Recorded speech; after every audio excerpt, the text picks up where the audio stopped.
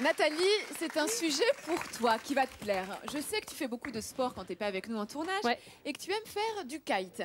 Ah oui, mais alors, kitesurf. Quand il n'y a pas de vent, que fais-tu? Je cours.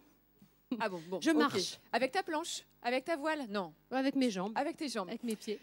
Eh bien, ici, à la Baule, je vais vous montrer des images assez exceptionnelles, car quand il n'y a pas de vent, à la Baule, pardon. Oui, mais c'est mignon quand elle dit à la Baule. Eh bien, quand il n'y a pas de vent, regarde, c'est un de J'adore. tes collègues, Harold Kinkis, un collègue de planche, qui un jour a vu passer des chevaux en courant à côté de lui alors qu'il s'ennuyait avec sa planche sans vent.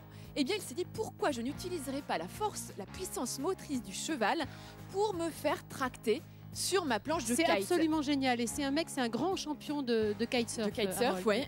Et regardez ces images, c'est quand même assez étonnant ce qu'on peut voir sur la côte atlantique, de Loire-Atlantique. C'est exceptionnel, il y en a très très peu en France. Ça reste un sport assez confidentiel. Parfois, regardez, non, ils mettent même parfois des obstacles, des tremplins.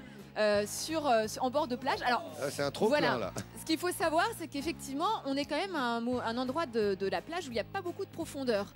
Bon, donc, je suppose qu'ils font ça quand il n'y a pas trop de monde non plus qui se baigne. Oui, il vaut mieux déjà qu'effectivement il n'y a pas trop de baigneurs. Et puis il vaut mieux être un surfeur ou un kitesurfer aguerri pour bien tenir sur sa planche, car ça nécessite quand même une certaine technique. Une grosse technique, oui. Et je pense que le cheval aussi doit être habitué à tracter quelque chose, c'est pas évident. C'est pas évident pour le surfeur, pour sortir de l'eau, c'est toujours le moment un petit peu le plus délicat comme en ski nautique.